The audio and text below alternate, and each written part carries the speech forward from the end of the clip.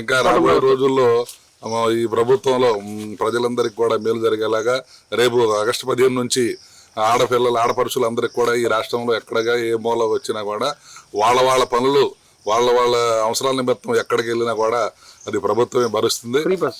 Free bus RTC బస్సుల ద్వారాగా జనాలకు కూడా ఉపయోగపడే కార్యక్రమం చేస్తూ ఉన్నారు. ఇది చూస్తే సూపర్ 6 జరిగిన సంవత్సరం కాలంలో మొత్తం కూడా అమల్లోకి వచ్చేసింది.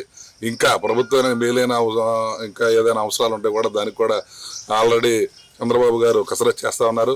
అలాగే మొన్ననే P4 పద్ధతిని పెట్టారు. దాని ద్వారా సర్వే చేసి గ్రామంలో ప్రతి గ్రామంలో పేదలైతే ఎవరైతే ఉన్నారో వాళ్ళని కొంతమంది అడాప్ట్ చేసుకునే విధంగా, అలాగే ఎన్ఆర్ఐలు కానీ ఉద్యోగస్తులు కానీ ఇక్కడ రైతు వారీగా ఉన్నవాళ్ళు కానీ అందరూ కూడా చక్కగా దానికి కూడా రెస్పాండ్ అవుతున్నారు.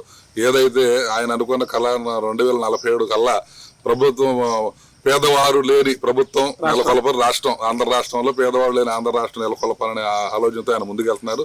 దానికి అందరూ సహకరిస్తాము. ఇది మనం తెలుసు. కోట ప్రభుత్వం వచ్చిన తర్వాత భూముల రేట్లు కానీ మనకి ఆరోగ్యపరంగా కానీ వ్యవసాయ పరంగా కానీ అన్ని చూస్తామంటే ప్రజలు చూస్తూ ఉన్నారు.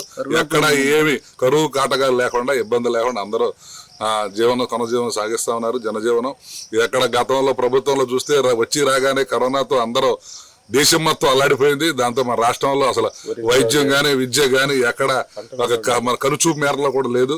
రైతులు కూడా ఇబ్బంది పడిపోయారు.